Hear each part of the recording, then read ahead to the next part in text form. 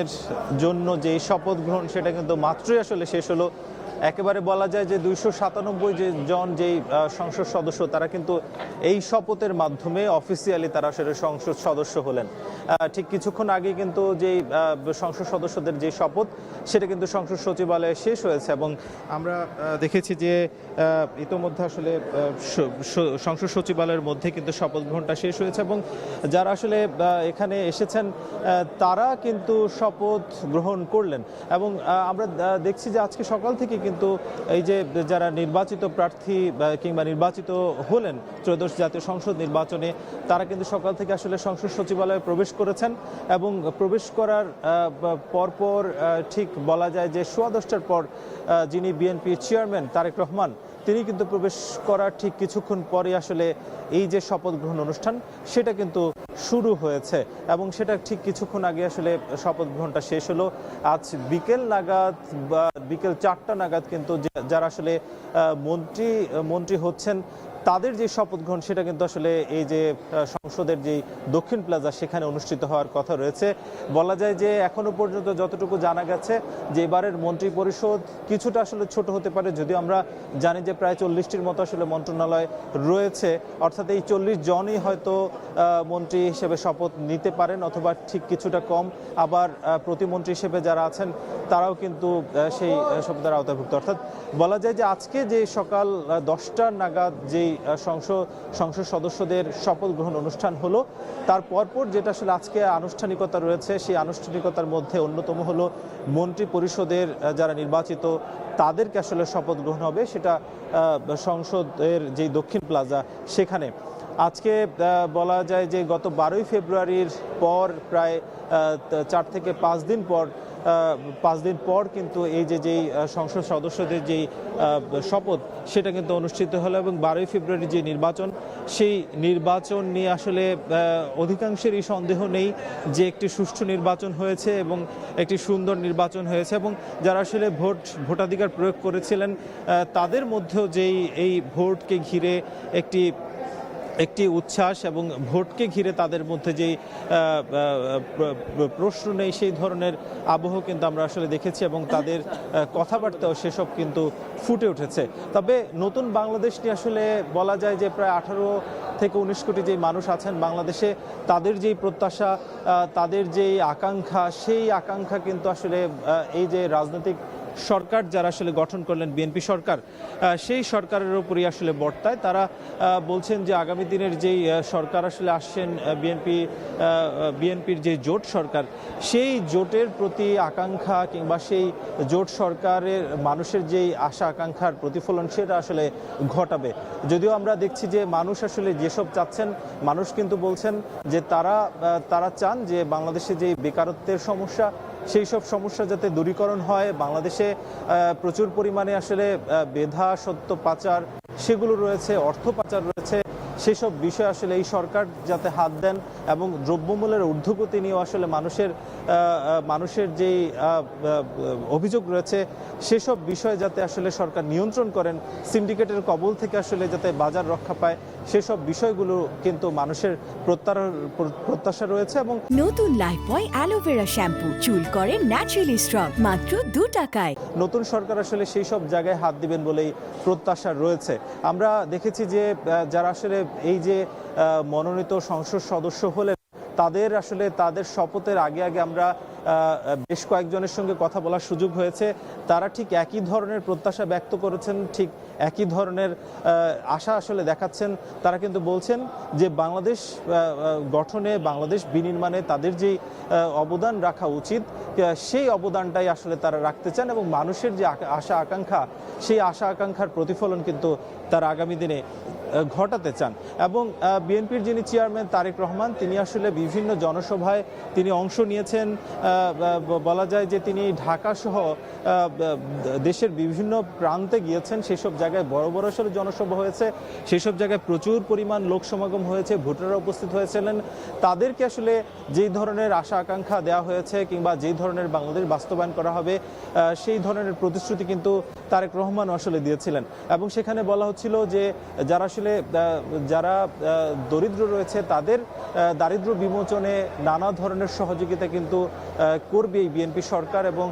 Family card, কৃষক card থেকে শুরু করে এইসব কার্ডের মাধ্যমে আসলে মানুষকে যে সহায়তার বিষয়টি সেটি আসলে তিনি বারবার ব্যক্ত করেছেন। এবং যেহেতু পরিবেশ নিয়ে নানা ধরনের সংকট রয়েছে, বাংলাদেশও আসলে সেই সংকটের বাইরে নয়,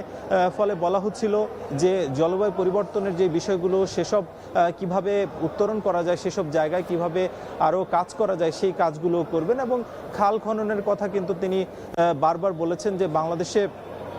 যেই জিয়াউর রহমান আসলে যে উদ্যোগ নিয়েছিলেন এর আগে যে খাল খননের বিষয়টি, সেটা আসলে বিএনপি আবার শুরু করতে চায়। জেলায় জেলায় যেই খালগুলো রয়েছে কিংবা গ্রামে, ঢাকা শহরে সেই খালগুলো কিন্তু পুনরুদ্ধার করতে চায়, এবং সেটা কিন্তু বলা হচ্ছে যে কয়েক হাজার কিলোমিটার আসলে সেই সংস্কারগুলো আসলে তারা করতে চান। এবং যেহেতু পরিবেশের সঙ্গে অন্যতম আসলে বৃক্ষরোপণ, সেই বৃক্ষরোপণটি আসলে তার বক্তব্যের মাধ্যমে ফুটে উঠছিল, এবং বলা হচ্ছিল যে 64 জেলা আসলে গাছ রোপণের যে বিষয়টা সেটা কিন্তু তিনি আসলে বারবার বলছিলেন। এবং বাংলাদেশের মানুষের ভাগ্য উন্নয়নের জন্য যেসব সংস্কার দরকার সেসব সংস্কার কিন্তু তিনি আসলে করতে চান। এবং তিনি নির্বাচিত হওয়ার পর তার বক্তব্যের মাধ্যমে বেশ কিছু বিষয় কিন্তু ফুটে উঠেছে, এবং তার বক্তব্যের মাধ্যমে বলছিলেন যে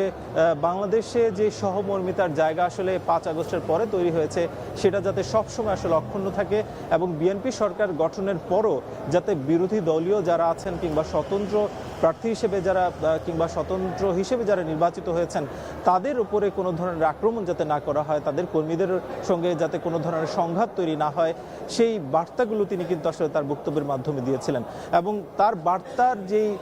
বাস্তবতা সেটাও কিন্তু আমরা দেখেছি, অর্থাৎ তিনি নির্বাচিত হওয়ার ঠিক একদিন পরে আসলে যিনি বলা যায় যে আগামীতে বিরোধী দলীয় সরকার হিসেবে বিরোধী দল হিসেবে বা কিংবা বিরোধী দলীয় জোট হিসেবে যারা আসলে অবদান রাখবেন, জামায়াত জোট, তাদের যিনি প্রধান অর্থাৎ জামায়াতের প্রধান শফিকুর রহমান, তার সঙ্গে কিন্তু তিনি দেখা করেছেন, তার বাসায় গিয়েছেন, এবং সেখানে তিনি কিন্তু বেশ নানা বিষয়ে আসলে আলোচনা করেছিলেন। এবং তার পরপরই আসলে এনসিপির যিনি নেতা নাহিদ ইসলাম, তার সঙ্গে তিনি দেখা করেছেন। সেখানে বাংলাদেশের যেই জুলাই অভ্যুত্থান সেসব বিষয় নিয়ে কথা হয়েছে, আগামীর বাংলাদেশ নিয়ে তাদের যেই বক্তব্য সেসব বিষয় নিয়ে কথা হয়েছে। এছাড়াও আমরা দেখেছি যে যেটি আসলে ইসলামী আন্দোলন বাংলাদেশের আমির রেজাউল করিম, তার সঙ্গেও কিন্তু গতকাল সন্ধ্যায় আসলে তিনি কিন্তু দেখা করেছেন। অর্থাৎ এর মাধ্যমে একটি বার্তা আসলে দেওয়া হচ্ছে, শুধুমাত্র বিরোধী দলীয় দমন, বিরোধী দলকে দমিয়ে রাখা কিংবা তাদের মামলা হামলা সহ নানা ধরনের অত্যাচারের যে বিষয়গুলো বাংলাদেশে ছিল সেসব বিষয় যাতে আগামী দিনে আবারও ফিরে না আসে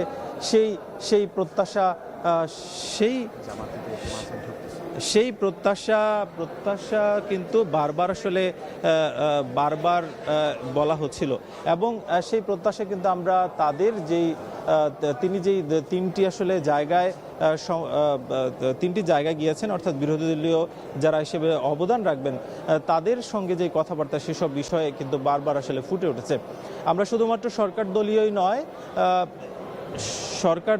নয়, এর বাইরে আসলে বিরোধী দল হিসেবে যারা অবদান রাখবেন তাদের যেই শপথ গ্রহণের বিষয়টি সেটি আমরা দেখেছি। অর্থাৎ এখানে আমরা দেখেছি যে যারা আসলে গণ্যমান্য ব্যক্তি আছেন তারা প্রবেশ করেছিলেন। এবং জানিয়ে রাখতে চাই যে শুধুমাত্র বাংলাদেশের যারা অতিথি তারাই নয়, বৈশ্বিকভাবে বিভিন্ন দেশের মানুষজন তারা কিন্তু এখানে উপস্থিত হয়েছেন। এবং সার্কভুক্ত যেই দেশগুলো রয়েছে সেই দেশগুলোর প্রধানদের আসলে আমন্ত্রণ করা হয়েছে। যদিও আমরা দেখেছি যে কয়েকটি দেশের আসলে প্রধান এসেছেন, এর বাইরে বিভিন্ন দেশ তারা কিন্তু প্রতিনিধি পাঠিয়েছেন। এবং আমরা বেশ কয়েকজন প্রতিনিধির সঙ্গে আসলে সাক্ষাৎ করতে পেরেছিলাম আজকে। তাদের যেই প্রত্যাশা সেই প্রত্যাশা কিন্তু তারা আসলে দেখতে চান যে এই যে দক্ষিণ এশিয়ার মধ্যে বাংলাদেশের যেই উন্নয়ন অগ্রগতি সেটা যাতে আগামী দিনে অক্ষুণ্ণ থাকে, এবং তার জন্য সার্কভুক্ত যেই দেশগুলো আছে তাদের যে সহযোগিতা যদি নতুন সরকার আসলে চায় সেই সহযোগিতা আসলে তারা করতে চান বলেই ব্যক্ত করেছেন। অর্থাৎ সব মিলিয়ে বলা যায় যে এই যে নির্বাচিত সরকার যে গঠন করা হলো সেই নির্বাচিত সরকারের মাধ্যমেই আসলে বাংলাদেশের যে অর্থনৈতিক অগ্রগতি কিংবা বাংলাদেশের সাথে অন্যান্য দেশের যে সম্পর্ক সেই সম্পর্ক আমরা কিন্তু এর মাধ্যমে আসলে দেখতে পারছি কিংবা তাদের যে প্রত্যাশা ব্যক্ততা সেটা আসলে দেখছি। আমরা এই মুহূর্তে দেখছি যে জামায়াতের আমির তিনি কিন্তু আসলে এই যে সংসদ সচিবালয়ে এসেছেন এবং তিনি আসলে এখানে তার যেই গাড়ি বহরটি রয়েছে, তার যে গাড়িটি রয়েছে সেটা কিন্তু এই যে সংসদ সচিবালয়ে আছেন। অর্থাৎ বলা যায় যে তিনি কিন্তু বিরোধী দলের যেই প্রধান সেটা এখনো বলা যায় যে তিনি আসলে প্রধান হিসেবে অবদান রাখবেন এবং তিনি যেই সব মিলে প্রায় ৭৭টি আসন আসলে এই যে জামাতের যে জোট পেয়েছে সেই জোটের আসলে প্রধান হিসেবেই তিনি কিন্তু অবদান রাখবেন বলেই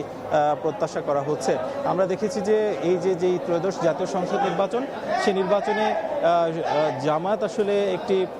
শক্ত প্রতিদ্বন্দ্বী হিসেবে ছিল বিএনপির। সেখানে প্রায় ৬৮টি আসন কিন্তু জামাত পেয়েছে। এর বাইরে খেলাফত মজলিস, বাংলাদেশ খেলাফত মজলিস তারা কিন্তু ৩টি পেয়েছে এবং এনসিপি নেতৃত্বাধীন যেই দলটি রয়েছে এনসিপি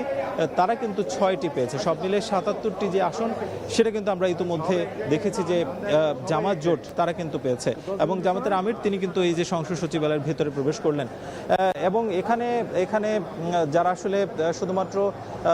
জামাত জোটের যারা আছেন তারা শপথ শুধুমাত্র তারাই শপথ গ্রহণ করেননি, এর বাইরে স্বতন্ত্র প্রার্থীদের আমরা একটা বেশ কয়েকজনকে দেখেছি যে আমরা জানি যে স্বতন্ত্র প্রায় 7 জনের মতো তারা কিন্তু নির্বাচিত হয়েছেন বিভিন্ন জায়গা থেকে এবং সেসব জায়গা থেকে তারা কিন্তু বিভিন্ন জায়গা থেকে এসেছেন এবং সেখানে বিদ্রোহী বেশ কয়েকজন প্রার্থী হিসেবেই তারা কিন্তু জয়যুক্ত হয়েছিলেন। সেখানে দেখেছি যে বিএনপির আসলে বিদ্রোহী ছিলেন অধিকাংশ। অর্থাৎ এই যে 7 জন যারা আসলে নির্বাচিত হলেন তারাও কিন্তু আগামী দিনে হয়তো সরকারের নানা ধরনের উন্নয়নমূলক কাজে হয়তো অগ্রগতি রাখবেন কিংবা সরকারের যে গঠনমূলক সমালোচনা সেই সমালোচনাও তারা আসলে করবেন বলে আমাদেরকে জানাচ্ছিলেন। আমরা এই মুহূর্তে সংসদ সচিবালয়ে আছি, সেখানে কিন্তু দেখছি যে যেহেতু শপথ গ্রহণ আসলে হয়ে গিয়েছে, গাড়িগুলো এখান দিয়ে বের হচ্ছে হয়তো কিছুক্ষণ পরই। বাকি যেই সদস্যরা আছেন অর্থাৎ বাকি যারা আসলে শপথ গ্রহণ করেছেন